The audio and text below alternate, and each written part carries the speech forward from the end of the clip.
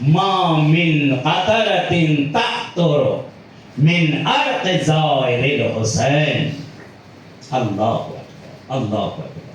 کہتے ہیں کہ اگر کوئی شخص امام حسین کی زیارت کے لیے جائے اور اس کے جسم سے ایک قطرہ اگر پسینہ ٹپک جائے، یہ دیکھیں یعنی قلیل، قلت، سب سے کم یعنی ایک قطرہ، زیادہ سے زیادہ سوچیں گے کہ ایک قطرہ اگر ٹپک جائے زائر حسین کے جسم سے تو پروردگار کیا کرتا ہے؟ الا خلق اللہ منہا ملکن.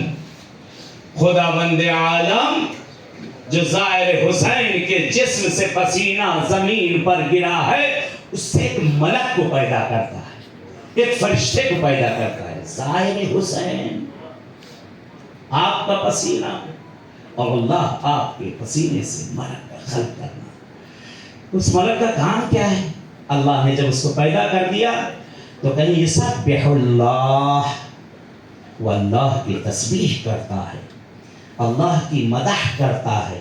وَيَسْتَغْفِرُ لَهُ وَلِأَهْلِ بَيْتِهِ. عجیب حدیث ہے کہ وہ فرشتہ تسبیح و تحلیل و استغفار تو کرتا ہی ہے اس شخص کے لیے جس کے جسم سے یہ پسینہ ٹپکا تھا، اس کے لیے استغفار کرتا ہے. فقط اس کے لیے نہیں، وَلِأَهْلِ بَيْتِهِ، اس کے گھر والوں کے لیے بھی استغفار کرتا ہے.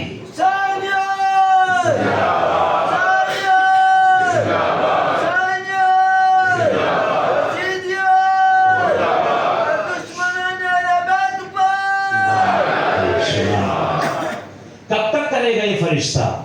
کب تک کرے گا؟ حدیث کا آخری فقرہ کہتے ہیں وَيَسْتَغْفِرُ لَهُ لِأَهْلِ بَيْتِهِ إِلَىٰ أَن تَقُومَ سَاعَةٍ. کب تک؟ قیامت تک یہ فرشتہ اس کے لیے استغفار کرتا رہے گا.